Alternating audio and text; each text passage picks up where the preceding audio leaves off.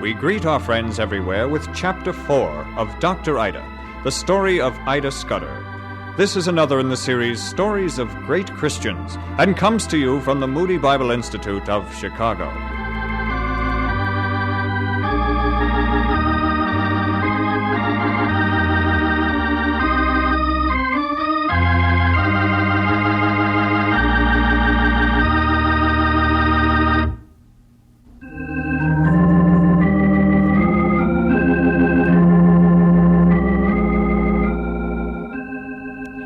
The trip my father and I took with my Uncle Jared and Cousin Dixie was both an exciting and frustrating one.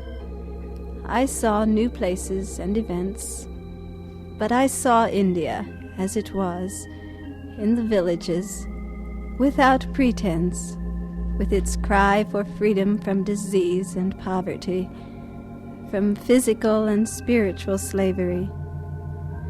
We were not harmed, although we met with hostility. At one point I was ready to leave the others, even though Uncle Jared made it clear that a Scudder was never a coward. Of course, through all of this I was still fighting myself and the Lord. I'm sure Uncle Jared felt that every Scudder ought to be a missionary. I wasn't so sure. I didn't want to be poured into a mold. Like so many young adults, I wanted to be myself, but I still wasn't sure who I was.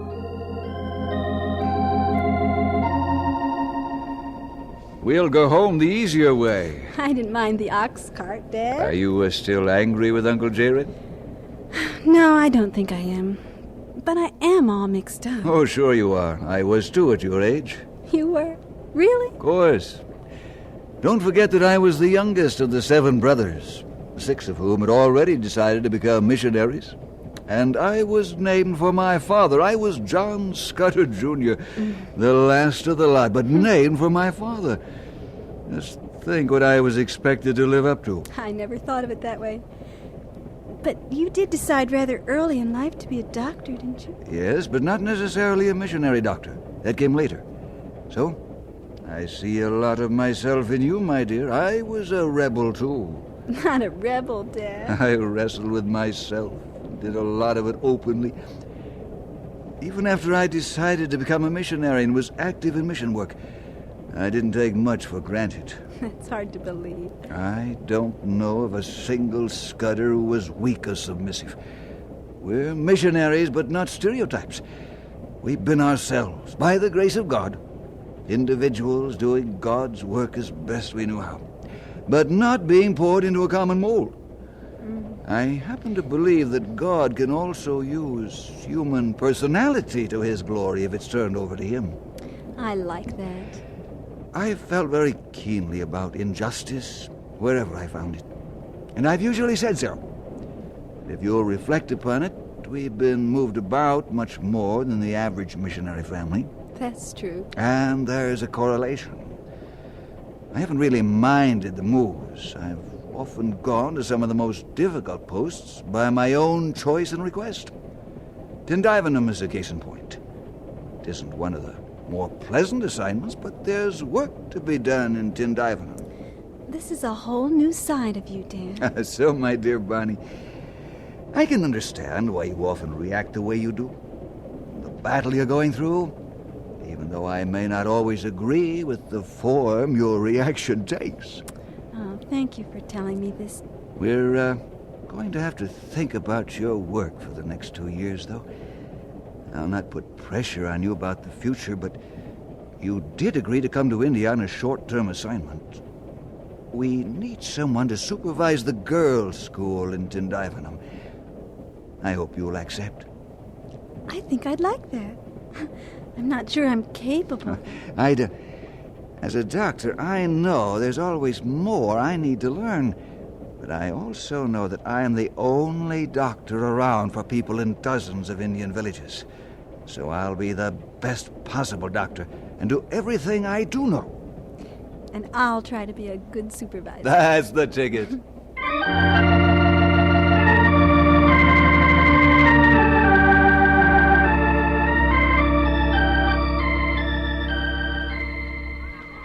Miss Ida! Oh, Miss Ida, I have finally found you. What's the matter, Mrs. Isaac? An emergency? Come with me to the gate, quickly. My, you are in a state. Beg pardon? It's an American idiom. Oh, come. Now, do you see? I see some workmen busy across the street. Some masons, carpenters. You do not know what they are doing? What they are building? I haven't the foggiest. I beg your pardon. I have no idea what they're building. It is to be a school. A school? A girls' school. Like this one, Miss Ida. Who is building this school? It is some mission group. Then it must be a Christian group. Does not appear to me to be very Christian, Miss Ida. Why do you say that? There are cities all over India where there are no schools. Why build a second school in Tindivanam and right across the street from ours? You have a point. I'll have to ask Father about it. We have only 68 Hindu girls as it is. It's been so difficult to convince parents to provide us with pupils. And we have only an old building and old facilities.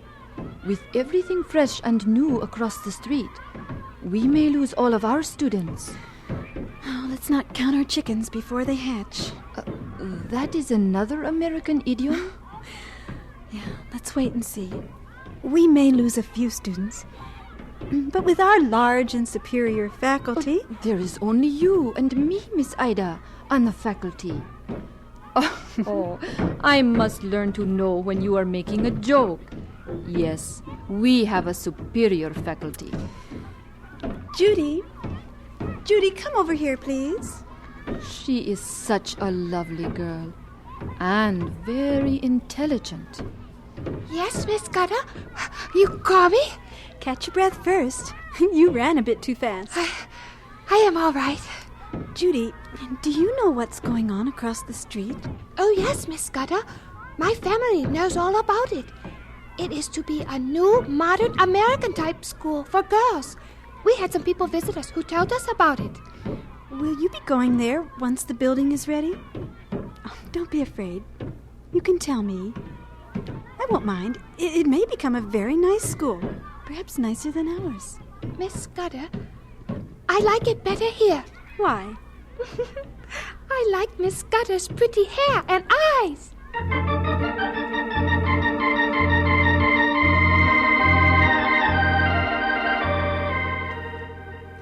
Well, now, when you get a compliment like that, you really feel on top of the world. I came to love those children. They were a constant delight to watch, with their long, full skirts and tinkling anklets, their neat braids intertwined with jasmine and marigolds. They looked like little Indian dolls, and so many were bright and intelligent and learned so quickly. I knew I was getting attached to them, and I warned myself, watch out, Ida Scudder. Don't you dare get too fond of these little minxes. Remember, you said you weren't going to become a missionary. Ah, but I did love them. Is that too strong? It's fine, Mother. Cream? Yes, please. I guess I'm getting to enjoy afternoon tea as much as the British. I don't think you've turned completely colonial yet, my dear. I like the tea and the sweets. Are you anti-colonial, Mother? Americans have been historically against colonialism. And tea had something to do with that, too. Perhaps it's unpatriotic to drink it. The British have done a lot of good for India. We're here because they allow us to be here. I certainly don't hate the British or the British rule, and yet... You're not sure? I'm rather sure it can't last, and probably shouldn't. This is too large a nation. The Indians are too capable a people to be willing to remain forever under the domination of a foreign power. I've no idea when it will come, but I'm certain that India will be independent someday. Probably not in my lifetime, but perhaps during yours. Mother, Yes, Ida? how are you feeling? Well, that's a rather unexpected question. I'm fine. You're fully recovered. You know my last tests were all negative. I'm regaining my strength, and I'm actually working again. Oh, I think I see now why you asked what you did. I was merely asking, Mother. You did a wonderful thing to come back to India to be with me while I was sick. And you've been a tremendous help to me, to your father, and to the mission. You'll soon complete your 2-year term. I'm almost well, and you're certainly free to return to the States as far as I'm concerned. I'm still not sure what I want to do. You've enjoyed teaching the girls? I love them. I hear you've done quite well teaching them tennis. Oh, tennis isn't a subject.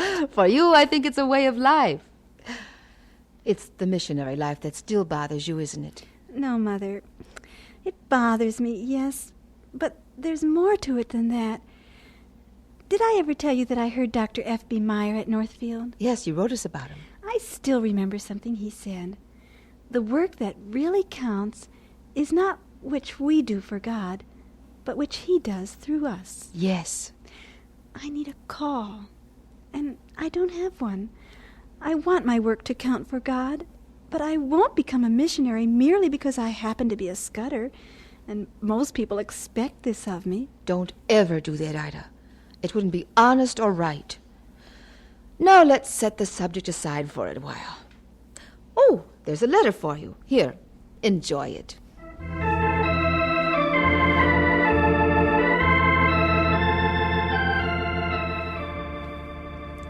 The letter was from Annie Hancock, my schoolmate at Northfield, who had said she envied me for returning to India.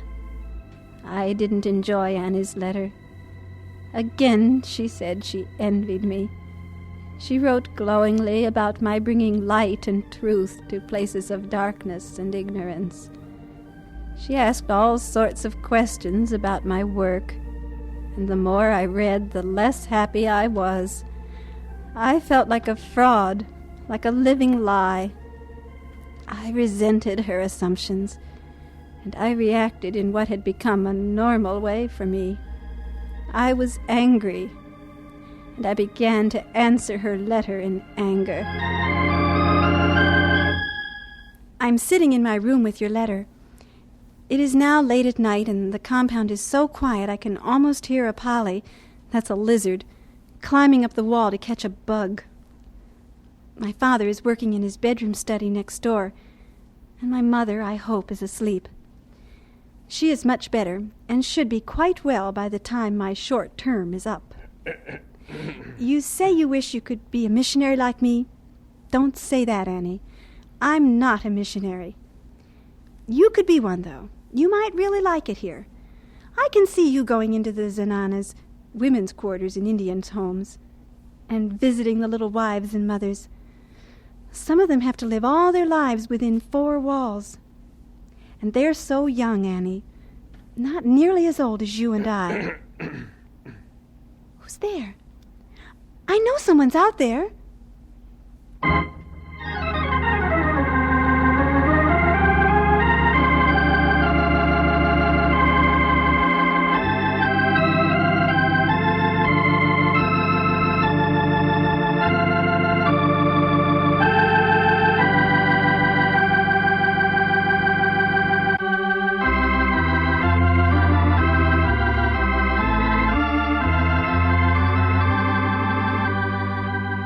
And so we conclude Chapter 4 of Dr. Ida, a story of Ida Scudder. This has been another in the series, Stories of Great Christians, coming to you from the Moody Bible Institute of Chicago.